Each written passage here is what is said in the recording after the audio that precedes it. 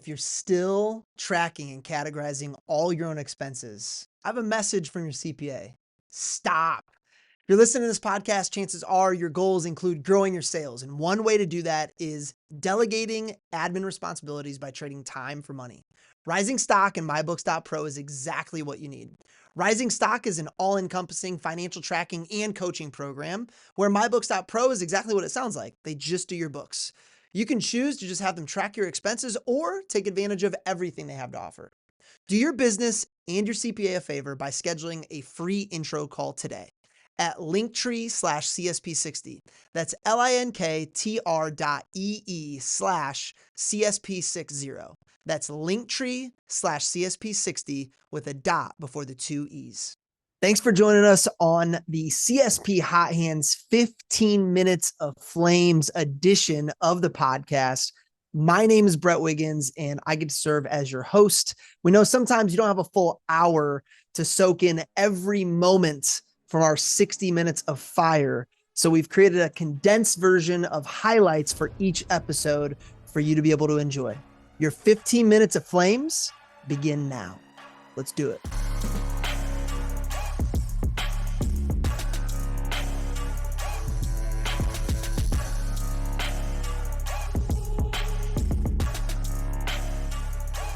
Quite a few years in your career that we could call quantum leaps, we could call big growth years for you. What were some of the needle movers that caused that growth, either in preparation for that year or during that year, that you look back on and go, that made a pretty big difference?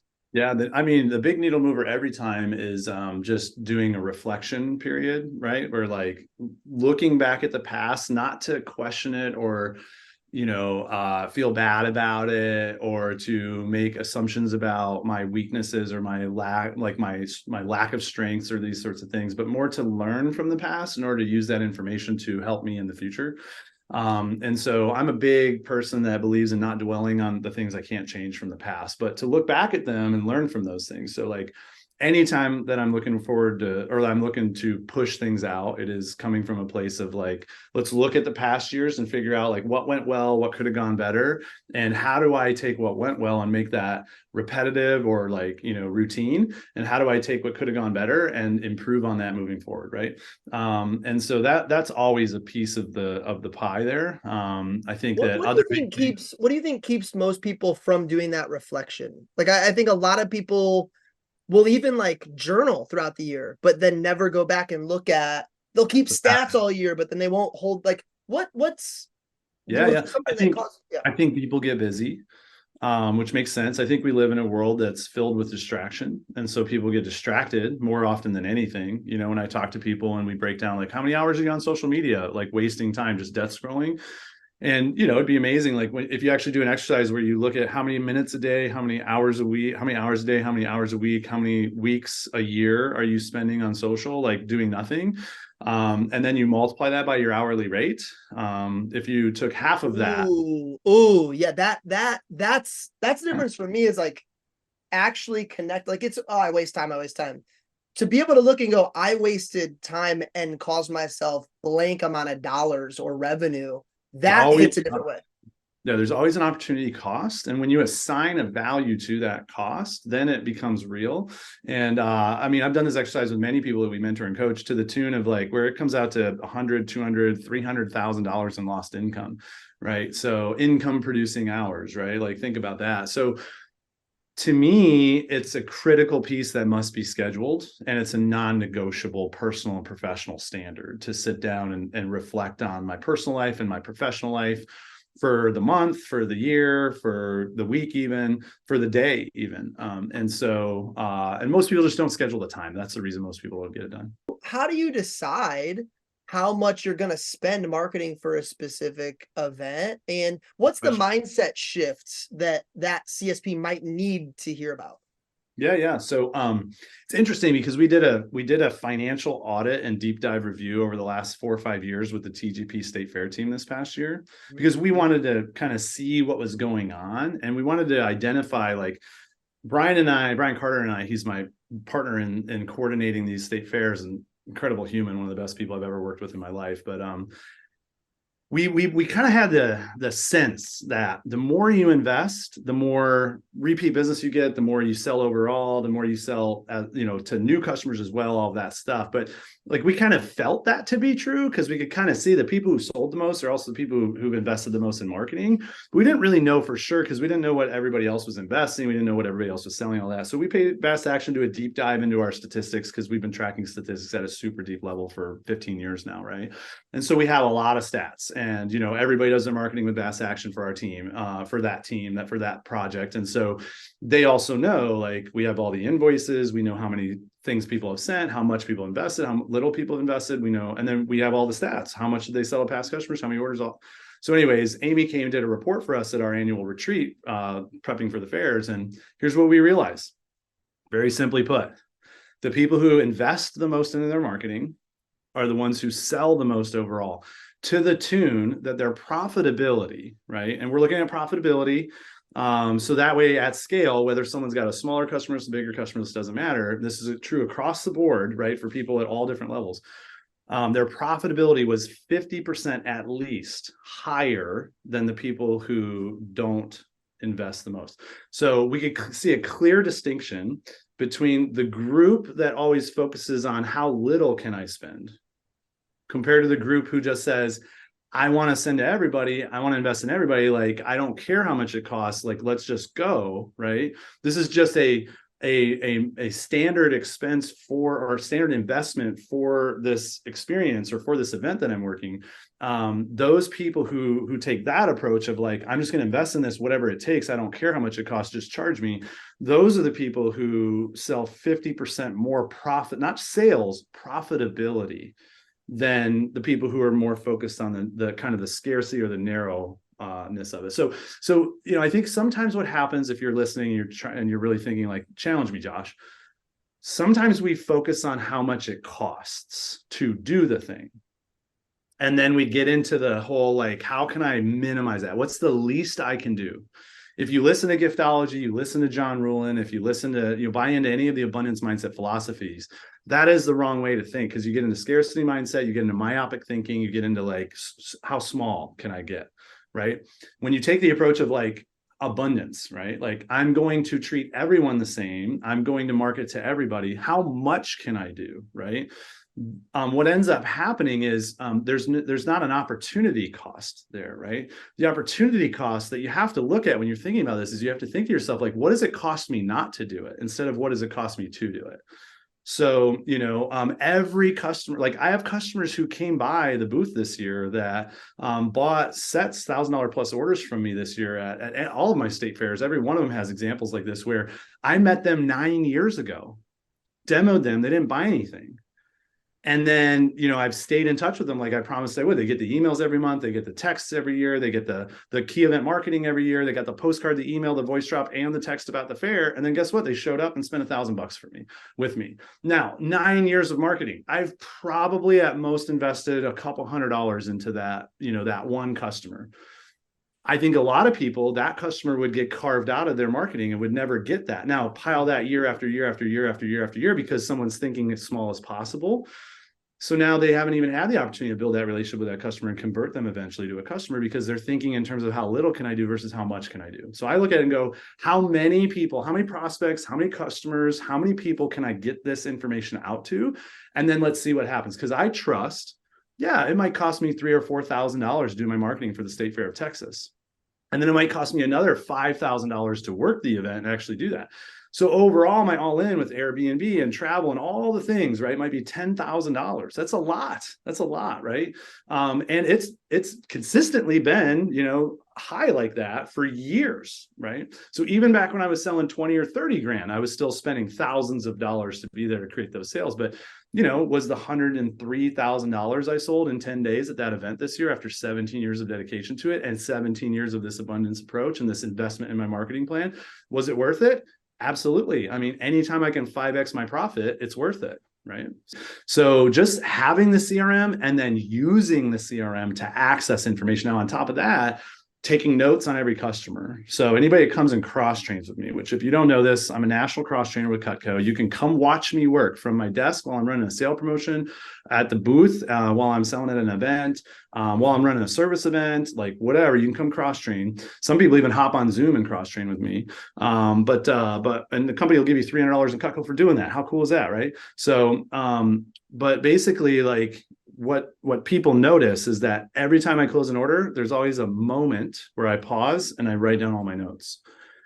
I want to take all the notes. Like, what do I want to remember about them personally, professionally? What's their wish list? What's their birthday anniversary? If we talked about that, what's your system for that? Do you have a notepad you're taking notes on, then you transfer into the CRM, or do you have the CRM open while you're on the call? What do you find is best? Yeah, so I'm still so all of those are good things, right? I still use paper order forms personally, for the most part. So I take notes on those order forms.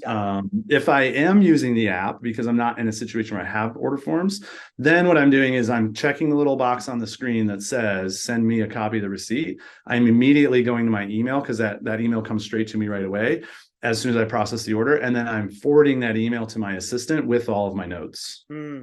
So that way I'm not waiting till the end of the day. I'm not, and some people are like, but you're busy at the show. Like, what if you miss a turn? I'm like, I don't care. This is the most valuable information that I can pay attention to. The only customer that matters is the one that I'm in front of right now. And this is part of that interaction, right? Correct. Exactly. Because I want to remember these things. Because, I was on the phone with a customer yesterday where 5 years ago, last time we talked, they were getting ready to leave for a trip to Hawaii.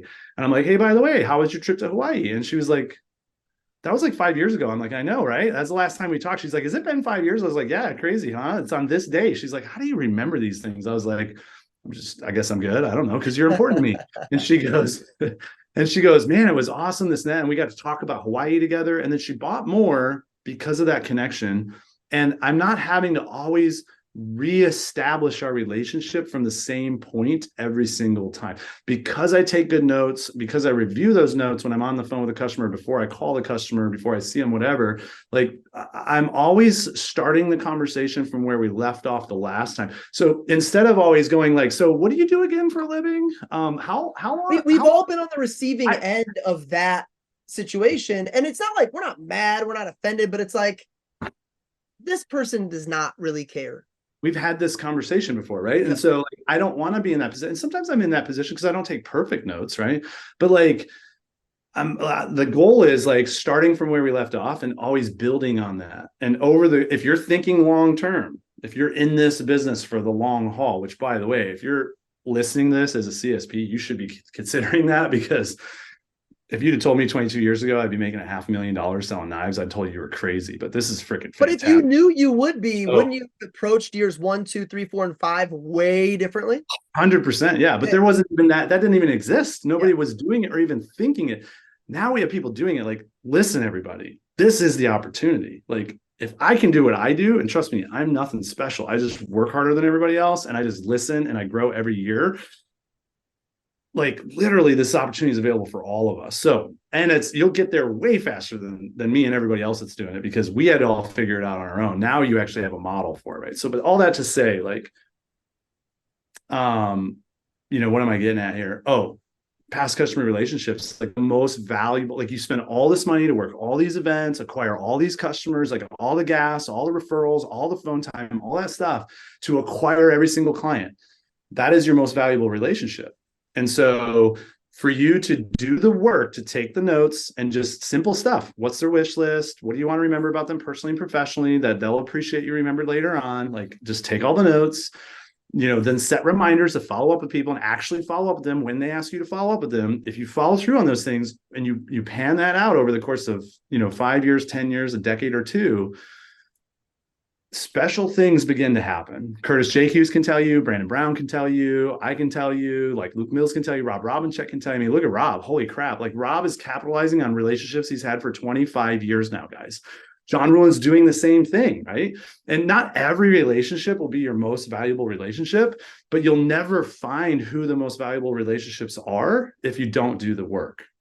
So that's the thing. Do the work, right? Do the work. Take the notes, put them in your CRM, utilize those notes, and then follow up with people. Like, actually call people who have wish lists on file. Find out from them in the initial conversation. Hey, it seems like this is on your wish list. Yeah, cool.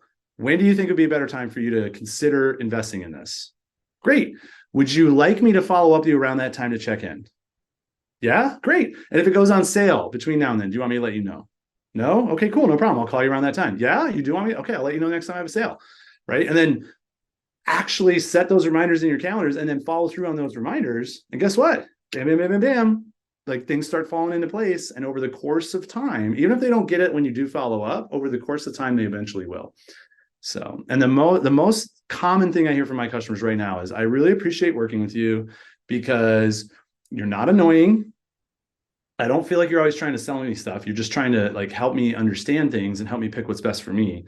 And you follow up. And when you follow up, it's not annoying. It's like pleasant. And I really appreciate that. You make it easy. Because I do get the question a lot on our forums of, how do I start investing in property, or how do I start start a side hustle or whatever. It's like, yes, but keep the main thing the main thing, and make sure that you give yourself permission to make the main thing the main thing. To your point about selling knives, I have a talk I give to our group usually midsummer when I'm starting to talk about our leadership academy, and it's basically everybody's selling something. Your friend really excited to go work at Johnson & Johnson, they're selling baby lotion.